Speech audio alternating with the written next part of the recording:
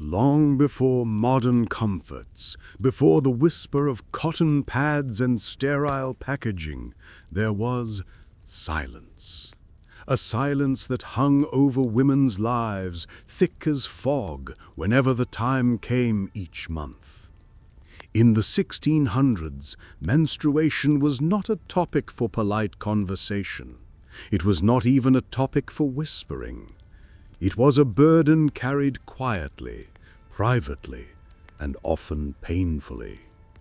To understand how women survived those days, we must step back into a world ruled by superstition, religion, and a deep misunderstanding of the female body.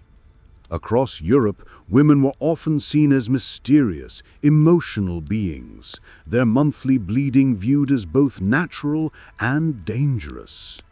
The medical understanding of the time was primitive.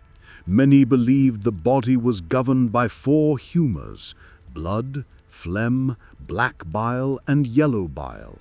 If one was out of balance, illness followed. Menstruation, in their eyes, was the body's way of purging excess blood, a kind of monthly cleansing. But to others, it was something darker, a sign of impurity, a mark of weakness, or even sin. Religious texts often painted menstruation as unclean. In Christian Europe, women were sometimes told not to enter churches during their periods.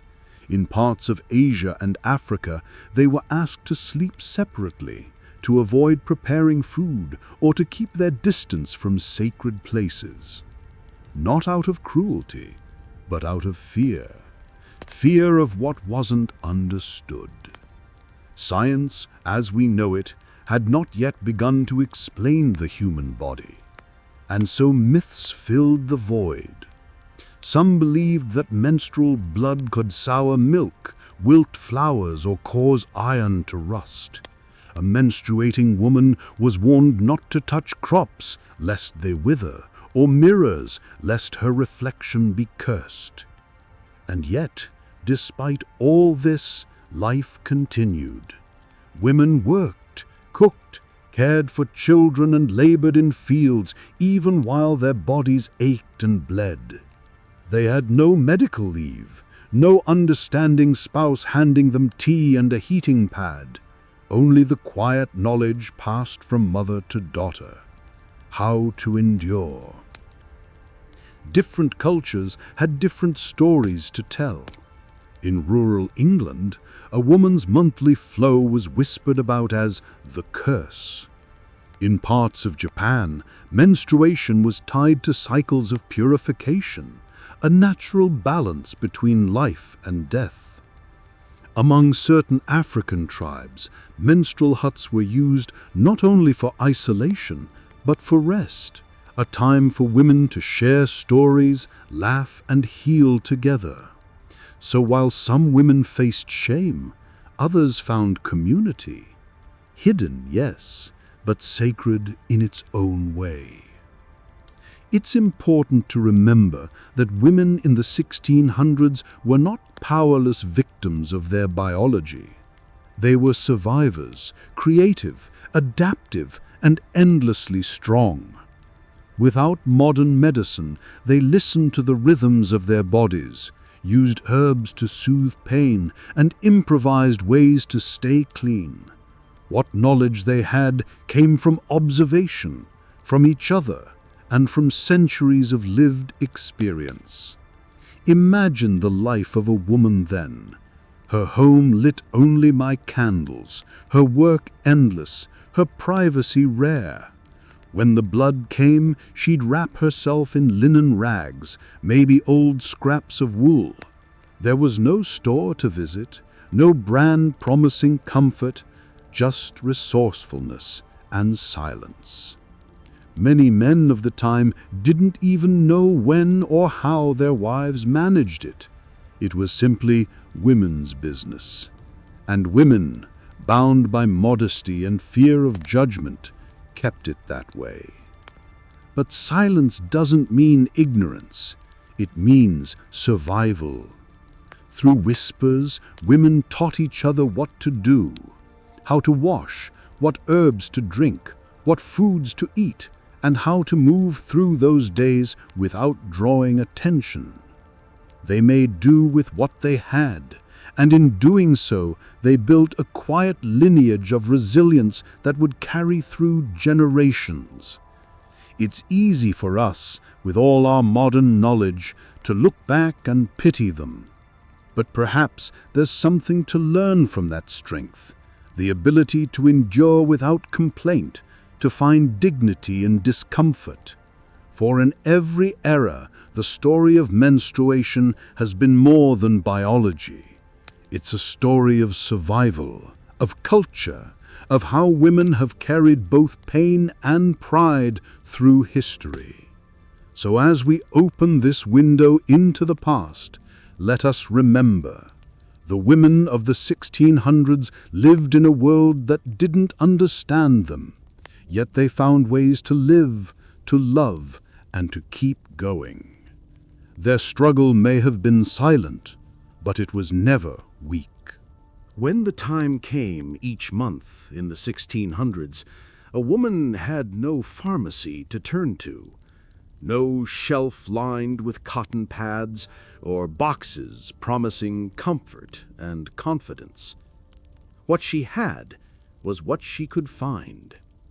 It was an age before industry, before sterile cloth or plumbing. And yet, life went on because it had to.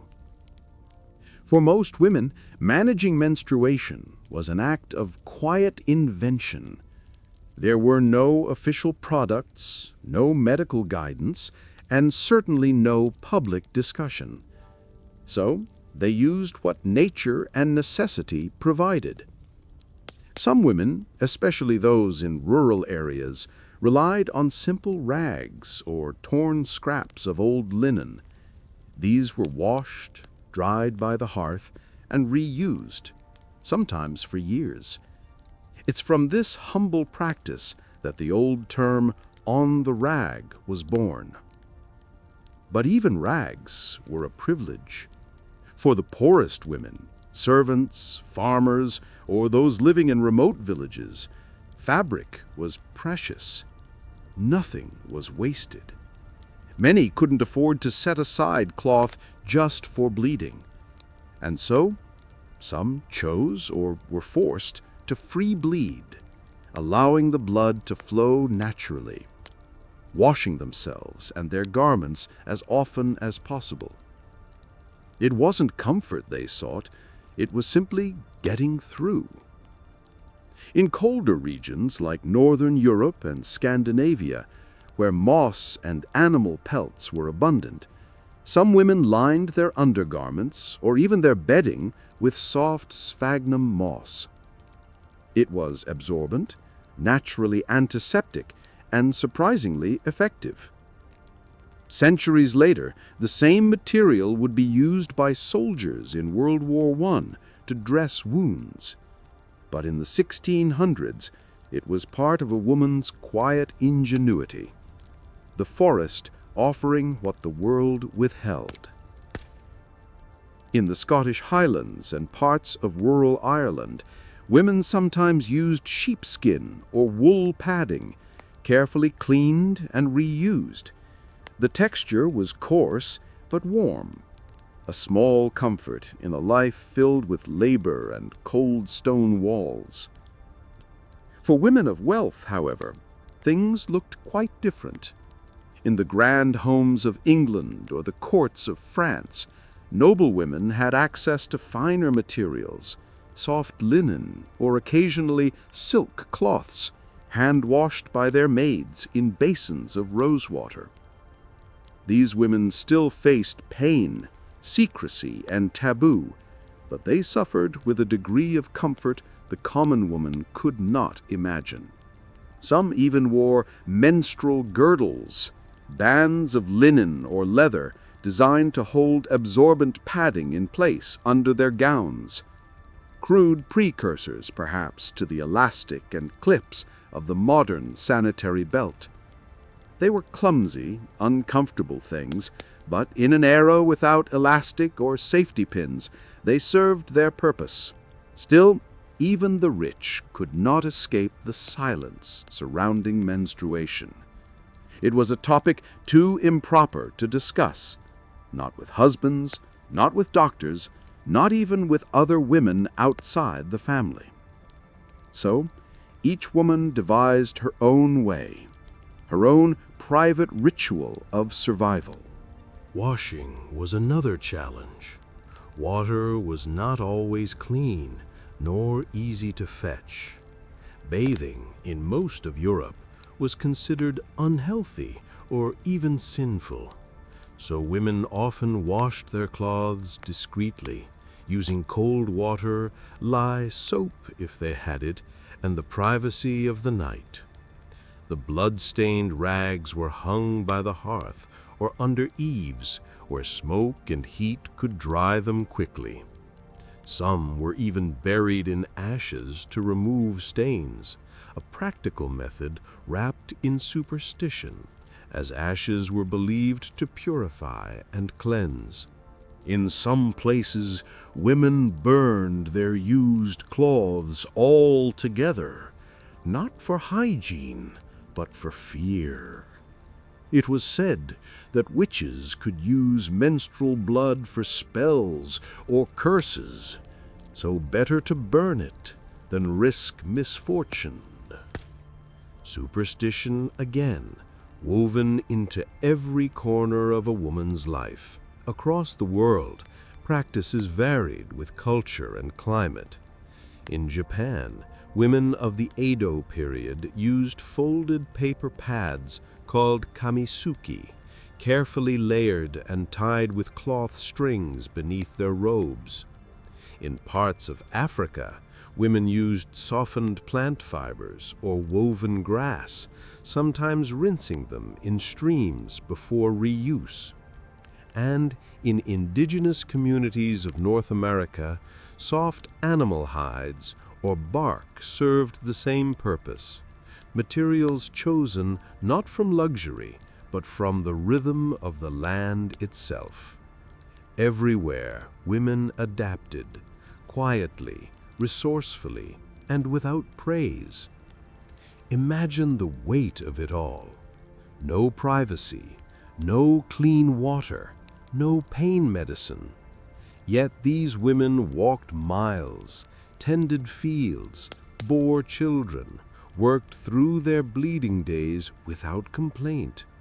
They hid stains, bore cramps, and endured in silence. Even their clothing offered little comfort. In the 1600s, women wore heavy layered garments, linen shifts, petticoats, bodices, farthingales, often tight, hot, and difficult to remove. To adjust or change anything beneath those layers was nearly impossible without solitude, something few women had. So they learned to move carefully, to plan their tasks around their cycle, to endure discomfort with grace. Because for them, there was no alternative. If you think about it, what they created with scraps of cloth and instinct was more than a substitute for modern products. It was an act of quiet rebellion, a way of saying, "I will not stop." These women may have lived in a world that misunderstood their bodies, but they understood survival. And in that, there is something deeply noble. From moss in the north to silk in the courts, from rags to wool, the tools may have been humble, but they carried a legacy of endurance that still echoes today. Each piece of cloth, each secret ritual was a whisper passed down through time, a story not of weakness, but of strength, resilience, and the ancient bond of womanhood. In the 1600s, A woman's diet during her monthly bleeding was guided as much by superstition as by survival. Food wasn't simply nourishment, it was medicine, ritual, and belief. In Europe, many believed that a woman's blood flow could be balanced by eating warm foods.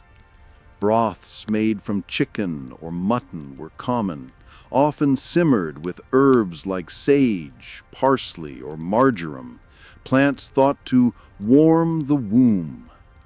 Some women drank hot ale with honey or mulled wine, spiced with cloves, cinnamon, or nutmeg, to ease cramps and dizziness.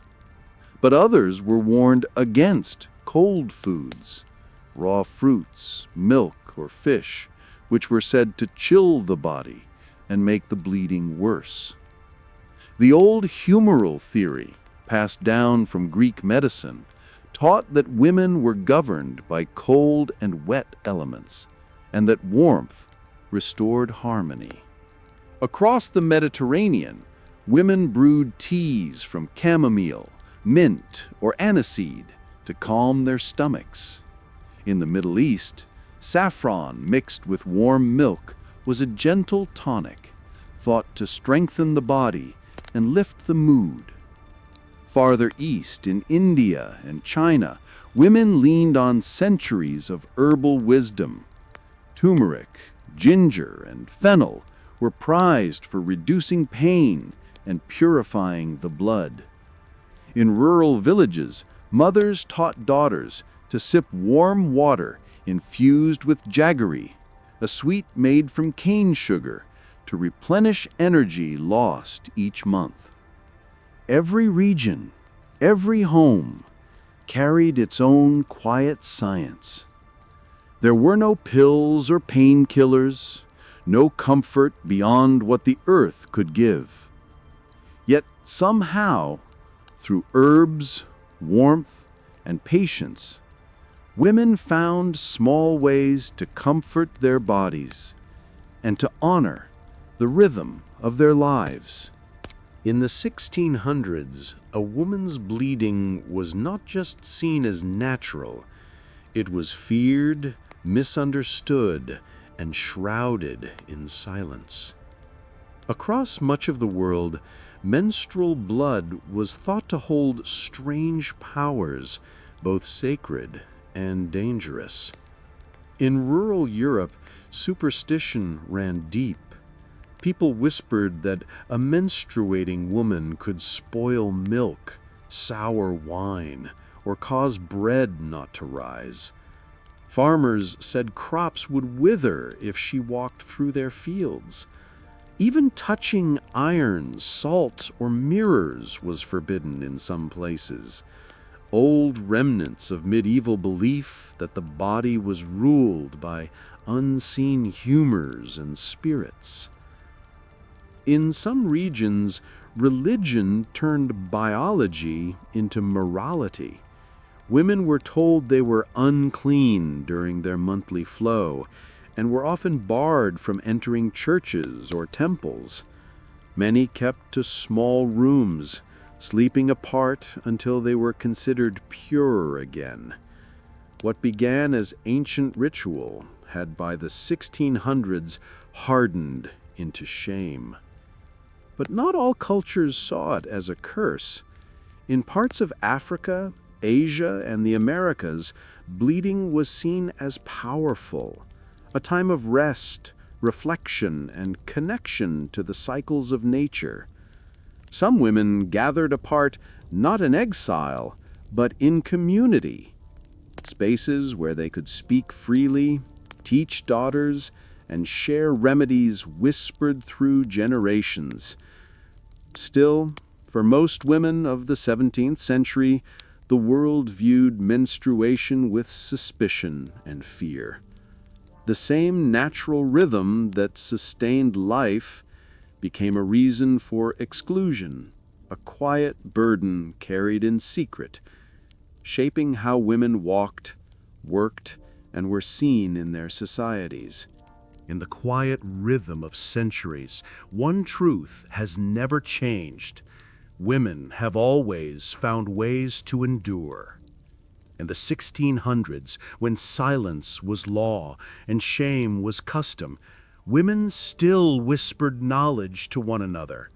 Mother to daughter, sister to sister, friend to friend. They shared secrets of herbs, cloth, rest, and resilience. They built a world of understanding, even when the world gave them none. As time moved forward into the 18th and 19th centuries, change came slowly, like dawn breaking over old stone walls.